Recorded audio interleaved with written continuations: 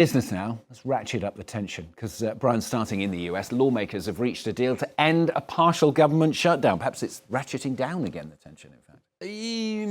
A bit. Both sides, Stuart, actually. The U.S. had been in a partial shutdown since Saturday. That ended late Tuesday as President Donald Trump signed a bill negotiated with Senate Democrats that funds most federal agencies through the end of the fiscal year in September. There is one major exception, though, the Department of Homeland Security, which oversees agencies like ICE that have been at the center of a harsh crackdown on immigration in U.S. cities like Minneapolis, where 2 U.S. citizens have been shot dead by federal agents in recent weeks. Natasha Lee reports. A tense standoff in Washington ends as President Trump signs a massive spending bill, ending a brief 3-day shutdown. But the relief may be fleeting. The bill funds most government agencies through September, but the Department of Homeland Security only gets funding until February 13th. During the shutdown, several key government agencies were left without funding, including the Federal Aviation Administration, the Bureau of Labor Statistics, as well as FEMA, the Coast Guard, and TSA.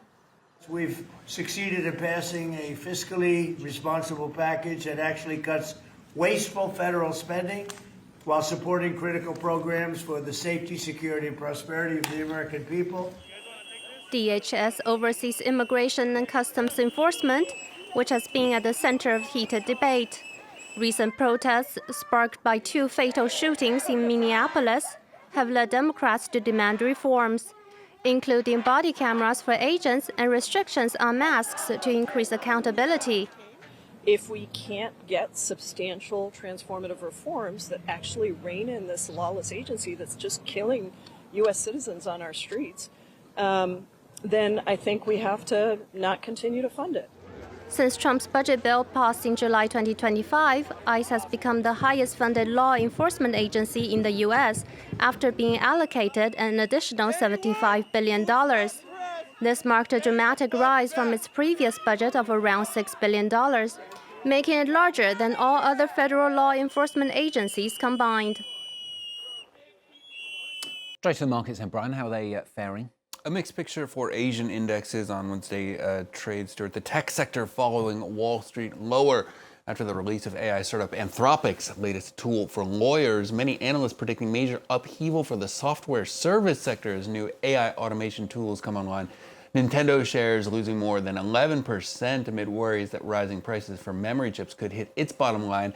Japanese game maker Konami also down more than 8%. The Nikkei in Tokyo overall off around 0.75%.